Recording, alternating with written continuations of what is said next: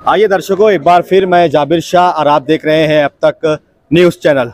अब तक न्यूज़ हमेशा ही सच की आवाज़ को उठाना, मजदूरों, दबे कुचले, पिछड़े, अति पिछड़े, माइनॉरिटी के लोगों की आवाज़ और भ्रष्टाचार पर हमेशा से ही कवरेज करता है। आज फिर मालेगांव महानगर पालिका में सफाई कामगार के हक और अधिकार और उनके आंदोलन को लेकर यहाँ पर एक बहुत बड़ा सैकड़ों की तादाद में कई 100 महिलाएं और कई जेंट्स यहाँ पर बेमुद्दत धरने पर बैठ चुके हैं, जिनकी डिमांड है कि उन्हें किमान वेतन मिलना चाहिए, उनका पीएफ लागू होना चाहिए, अकाउंट में पेमेंट मिलना चाहिए और हर महीने की 1 तारीख को पगार मिलना चाहिए। इस बात को लेकर यहाँ पर आज से 3 अक्टूबर को बेमुद्दत धरना आंदोलन का ऐलान कर दिया गया है, जिसको लेकर महानगर पालिका में काफ़ी हलचल भी मची हुई है। यहाँ पर देखने को यह आता है कि वारंवार पत्रवार कई बार इन कामगारियों की तरफ से मालेगांव से लेकर नासिक तक, कमिश्नर से लेकर उप कमिश्नर, हर विभाग में निवेदन पर निवेदन दिए गए, लेकिन महानगर पालिका है कि इनके कान पर जू तक नहीं रेंगती। ठेकेदार को बुलाकर कोई बात नहीं करती, ना इन कर्मचारियों को पेमेंट के ताल्लुक से कोई नोटिस देती है, ना उस पर कोई कार्रवाई करती है कि उनका पीएफ लागू होना चाहिए। उनको पगार कितना मिलता है क्या आप जानते हैं? मालेगांव शहर की जनता, खासकर आप लोगों के लिए, कि जो लोग आपके घरों से कचरा उठाते हैं, जो आपकी नालियों को साफ करते हैं, जो आपके मोहल्ले और आपके गलियों को स्वस्थ बनाते हैं, उन लोगों को महीने का पगार कितना मिलता है? 4,000 रुपया महिलाओं को और 6,000 रुपया जेंट्स को मिलता है, 5,000 रुपया। तो इस तरीके का ये पगार यहाँ पर दिया जाता है, जो बिल्कुल बेकायदे सिर है। इस डिमांड को लेकर CI2 संगठन कई दिनों से नहीं बल्कि महीनों से इस लड़ाई को लड़ रही थी, लेकिन पत्र व्यवहार कर परेशान होकर आज इन लोगों ने यहाँ पर धरना आंदोलन शुरू कर दिया। अब ये धरना कब तक चलेगा, इस बात की जानकारी के लिए हमारे साथ रमेश जगताप और यूनियन के काफ़ी जिम्मेदारान यहाँ पर हमारे साथ, हम इनसे बात करेंगे कि ये धरना आंदोलन कब तक चलने वाला है, क्या क्या डिमांड है इनकी, और डिमांड पूरी नहीं होती है तो अगला कदम भी इनका क्या होगा। हमारे साथ रमेश जगताप बात करेंगे। देखो साथियों, दोस्तों, ये जो लड़ाई है, ये लड़ाई है किमान वेतन की, पीएफ की, ESI की। हम 1 साल से यहाँ पे निवेदन दे रहे हैं, अधिकारी को बता रहे हैं कि भाई हमारे हक का जो किमान वेतन है वो हमको चाहिए। हर बार हम यहाँ पे आते हैं, कई निवेदन हमने इनको दिए, लेकिन ये हमारे आंसू तो पहुँचते हैं लेकिन पैर कुचलने का काम करते हैं।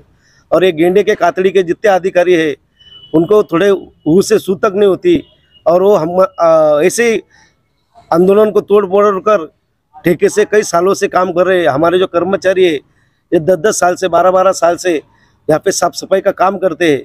वो काम में जो काम करते हैं, पूरा शहर वो सफाई करते हैं, लेकिन उनको किमान वेतन नहीं मिलता, पीएफ नहीं मिलता, ESI नहीं मिलता। ये ऐसे 2000 के लगभग कामगार है टोटल मालेगांव में, जो मालेगांव की साफ सफाई करते हैं। कुछ घंटा गाड़ी के ठेकेदार से किया जाता है, कुछ महानगर पालिका करवाती है। ठेकेदार बदलते हैं, काम करवाने वाले बदलते हैं, लेकिन कामगार वही रहता है। अभी मुझे ये बताइए, 180 रुपये रोज में कोई काम करता है क्या? किमान वेतन जो सफाई कामगार है उसका किमान वेतन 18 से 24,000 तक है। अगर 18 से 24,000 तक है तो महिला कर्मचारी को 4680 रुपये पगार मिलता है और पुरुष कर्मचारी को 5200 रुपये पगार मिलता है। कि ये पगार हमको मिलती है क्या?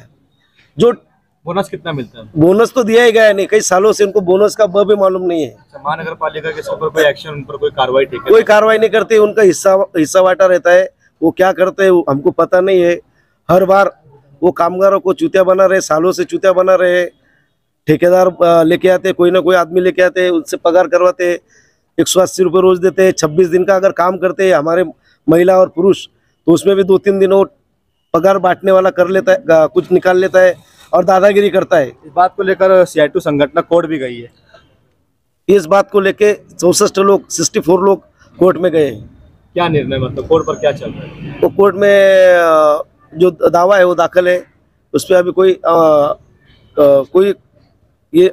कोई एक्शन नहीं लिया गया है। वाटर ग्रीस कंपनी की तरफ से कोई बात के लिए मतलब बुलाया गया है कि कोर्ट नहीं? वाटर ग्रीस कंपनी की तरफ से सब कामगारों का 3 साल का फर्क के लिए केस डाली गई है और किमान वेतन के लिए शुक्रवार को हमने वहाँ पे भी कामगार जो उपायुक्त कार्यालय उस पर घेराव डाला था। अच्छा, आप जो लड़ाई लड़ रहे हैं इसमें दिग्विजय कंपनी और वाटर ग्रीस कंपनी दोनों ही कंपनियों के कर्मचारियों को लेकर है। नहीं अभी नहीं। खरीदी नहीं गई। नहीं, ऐसा नहीं है। हम ये कंपनी को हम जानते नहीं है। हम जो हमारा जो डिमांड है ये महानगर पालिका तरफ है। महानगर पालिका का एक विभाग होना चाहिए कि जो वो लोगों से काम करवाते हैं, वो लोगों को वो किमान वेतन देते हैं, उनको पीएफ देते हैं, उनको सुरक्षा किट देते हैं कि नहीं, इसकी जांच करने के लिए उनका एक यूनिट होना चाहिए। वो यूनिट यहाँ पे दिखता नहीं है। तो हमारी जो डिमांड है ये आयुक्त और यहाँ के जो कर्मचारी है, यहाँ के जो उपायुक्त है, यहाँ के जो यहाँ जो ये कारोबार देखते हैं साफ सफाई का, उनके तरफ है। इसके पहले भी इसी जगह पर धरना आंदोलन किया जब राजू खैरनार जो उपायुक्त थे वो आकर फिर आश्वासन देकर चले गए थे, फिर वापस से काम शुरू हो गया। सिर्फ आश्वासन मिलता है, इसलिए तो हमने अभी एक कड़ी भूमिका ली है कि यहाँ से अब हम उठेंगे नहीं जब तक हमारी मांगे पूरी होती नहीं। ना काम करेंगे ना काम करने देंगे। तो कब तक मतलब ये चलने वाला है?